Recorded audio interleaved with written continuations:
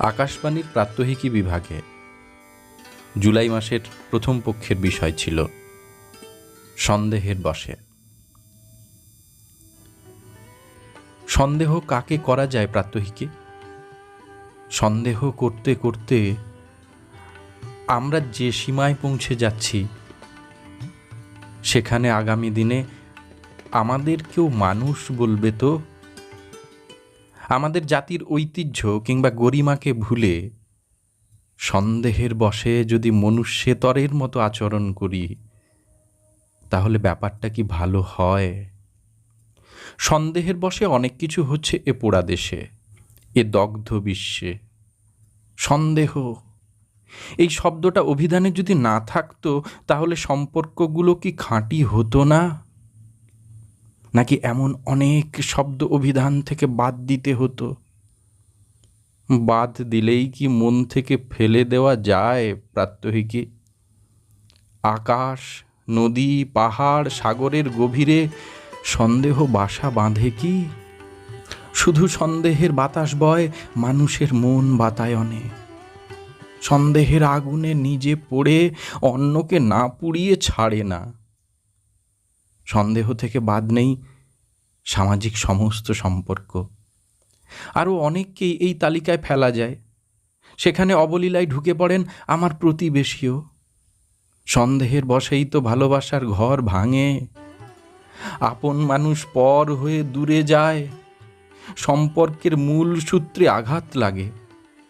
সম্পর্কের বিচ্ছিন্নতার আঘাত। ভালোবাসা, আন্তরিকতা ও সহ্যশীলতা কমতে থাকা পৃথিবীতে আপনকে নিছক সন্দেহের বশে পর করার মধ্যে কতটা গুণ থাকে প্রাত্যহিকে? আমাদের গুণের বিকাশ হোক, অযথা সন্দেহ করবেন না। সন্দেহ আপনার সাজানো সুন্দর জীবনকে এলোমেলো করে দেয়। রাতে ঘুম হয় না, অস্থির হয়ে পায়চারি করেন ছাদে কিংবা বারান্দায়। মনের ভেতর একটা কাঁটা যেন প্রতিনিয়ত আপনাকে বেঁধে। বাড়ি ছেড়ে পালাতে ইচ্ছে করে কিংবা আত্মহননের পথে। তখন আপনি চাঁদনি রাতে আকাশের দিকে তাকিয়ে চাঁদ দেখুন। মেঘ সরে কেমন চারপাশে মায়াবী আলো। অন্ধকারে নিজেকে ঢেকে দেওয়া তারা জ্বলা খোলা আকাশ দেখুন। কোথাও কোনো সন্দেহ নেই। দিনের সূর্য আপনাকে আলো দেয়, পৃথিবীর মধু বাতাস গায়ে এসে লাগে। কিংবা রাতের রজনীগন্ধা তার সুমিষ্ট সুবাসে আপনাকে নস্টালজিক করে তোলে।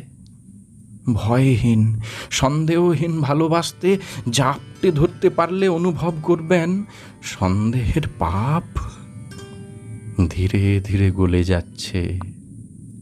সংসার, জীবন ও এই পোড়া সমাজে তখন ফুটে উঠবে রাতের হাসনুহানা, গন্ধরাজ।